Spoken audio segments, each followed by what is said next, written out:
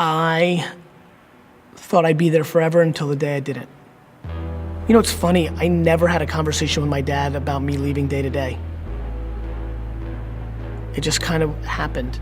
It was like crazy to think about. It was also a time where, probably the toughest time in my career was when my dad and I weren't clicking.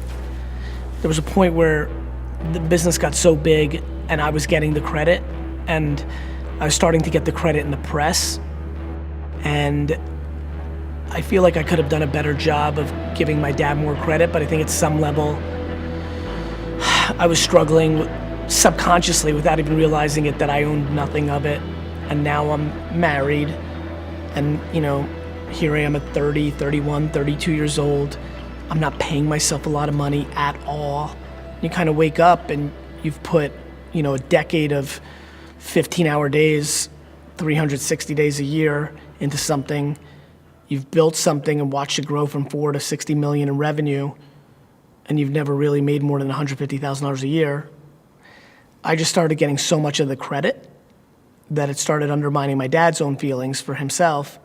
It's almost like he was getting wiped out of history, and it was an interesting, difficult time.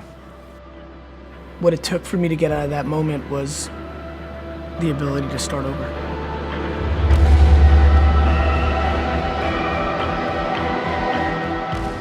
Did you feel like there was a point where you felt maybe unfulfilled by what, even though you were fulfilled helping your dad doing all this, you were unfulfilled, there was something else that was there for you that you wanted to chase or you wanted to pursue? Yeah, I mean, I could feel like me changing. You know, the obsession with building the biggest wine retail company in America was fading.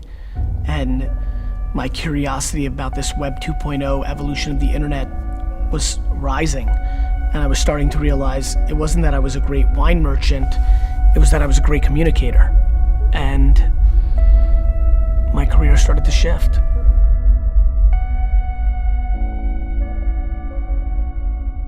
At some level, you don't realize when something's dying down when you're in it, and I didn't realize how much fire something new and fresh and wide open and so grand.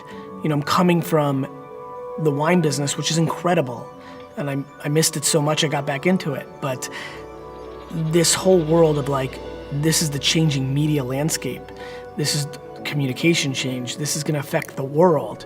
I often use the analogy of a lightning bug that just goes to the light and gets zapped. I always wonder, does that bug know that they're about to get zapped, but they just can't help it? There's an enormous sense of destiny that runs through my body. You know, I just feel it. The most important thing I think about when I think about getting to happiness is not so much owning anything, it's the ability to not hear anything but yourself.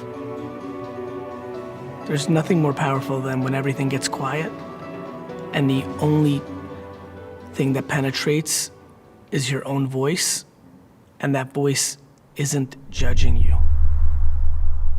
When you look back now at the kid who felt pressure or the kid who felt an obligation, what would you say to that kid now? I would tell that kid to stay the course because he's got to figure it out.